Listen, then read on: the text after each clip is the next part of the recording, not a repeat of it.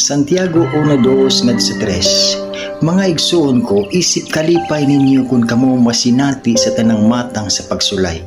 Kay nasayod kamo na ang pagsulay sa inyong pagtuo nagmugna og pagkamalahotayon.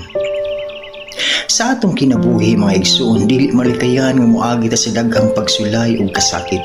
Apan giignan kita ni Santiago nga ato kining dawaton uban sa kalipay.